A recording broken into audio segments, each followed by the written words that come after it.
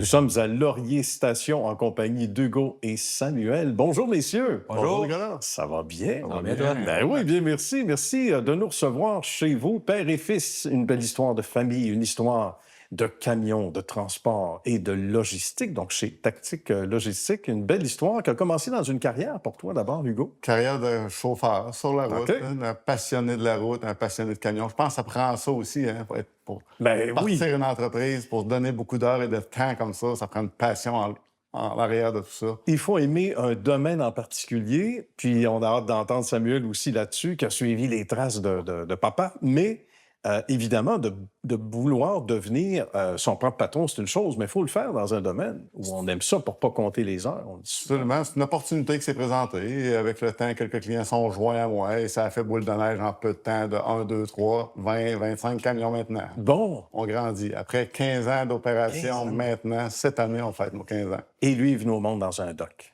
Oui, exact. C'est ça, dans un camion. Raconte-nous, parce que souvent, c'est vrai, on dit ça, les enfants qui jouent avec des jouets, c'est ceux qui n'avaient pas trop d'auto, il y a plus de camions. Oui, oui. Des 53 pieds. Exact. oui. Miniature. Oui. Raconte-nous. C'est-à-dire que depuis 2009 aussi, je suis dans l'entreprise de proche ou de loin. Là. C'est vrai qu'en 2009, j'étais moins actif qu'aujourd'hui. J'étais beaucoup plus jeune. OK. Depuis 2013, que j'ai fait à tous les départements à peu près de l'entreprise, qui fait qu'aujourd'hui, je suis directeur d'opération en processus de relève de Tactique. Ça, c'est très bien. Donc, tu as aussi ta classe 1. Oui, exact. Donc, ça veut dire que on parle de 53 pieds. Exact, Ah. oui, oui. Des grands formats. Où, Ouais. évidemment, il faut remonter à quelle année à peu près, non?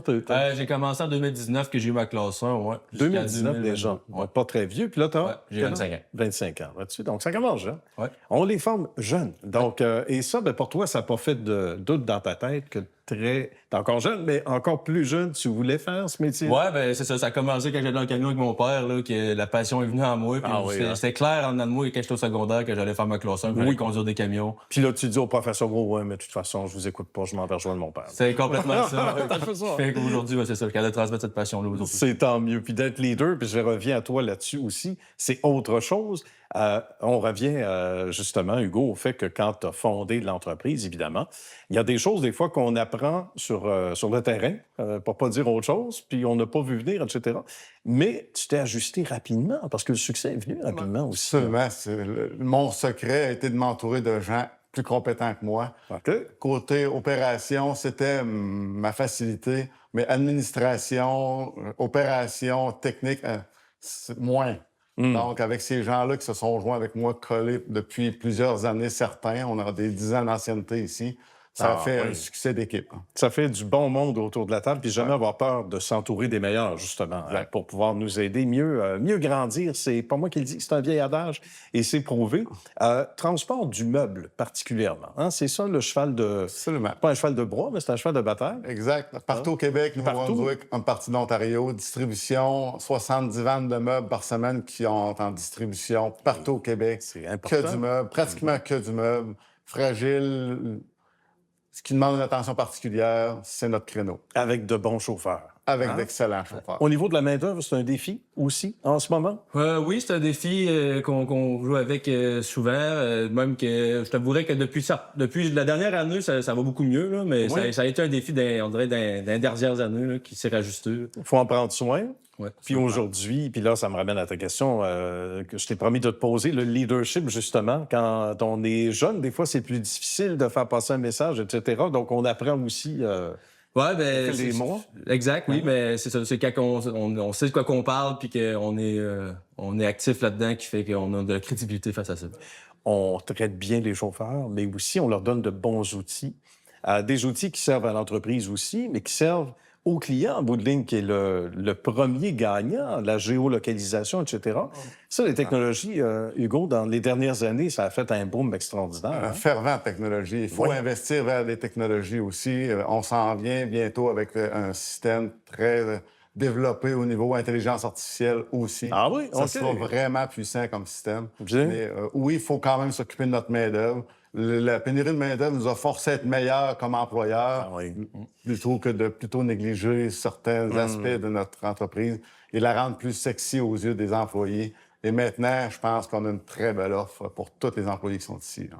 Ça s'est fait comment ici? Là? Évidemment, ces dernières années, quand on a vu à un moment donné que c'était plus difficile d'aller chercher de la main-d'œuvre, c'est là qu'on n'a pas le choix d'avoir justement des bonnes idées. Tout le monde a participé. Absolument. Pas mal, hein? Se comparer aux autres, Oui. les autres, ce qu'ils offrent, et demander aussi ce qu'ils veulent, les employés. Que voulez-vous oui. pour être plus heureux, ce qu'il y a ailleurs? Et comment est-ce qu'on peut le faire aussi pour être capable de rester compétitif? On ne peut pas tout donner d'un seul coup, premièrement. Justement. Mais, graduellement, et maintenant, on a quelque chose d'extraordinaire.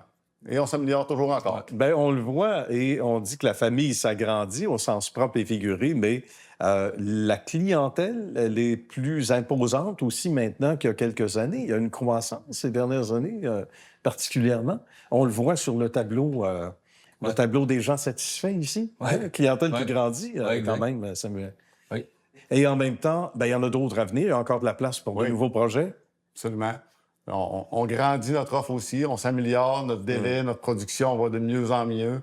Et le client en redemande et on met beaucoup l'accent sur le service à la clientèle. Le service est hyper important, même avant tout. On en parle beaucoup de ça, service à la clientèle. Ouais, en c'est conclusion. vraiment ça le nerf de la guerre. Nous, on a ce qu'on offre, c'est un service. On n'offre pas un produit, on offre un service. Donc, c'est sûr que notre service doit être impeccable, puis on se force à l'être de tous les jours. Et le mot se passe, hein? On le Le dit, mot se passe. et on réfère aussi, on vous réfère beaucoup. Donc, Exact. on aime ça. C'est pas étranger à notre visite ici. On est content d'être venu vous voir, les gars. Merci beaucoup. Pareillement. Merci de Merci à l'accueil. toi. Merci Samuel. Merci Hugo. Merci. Bonne suite de succès le plus longtemps possible. Merci Merci beaucoup. beaucoup. Merci à vous deux.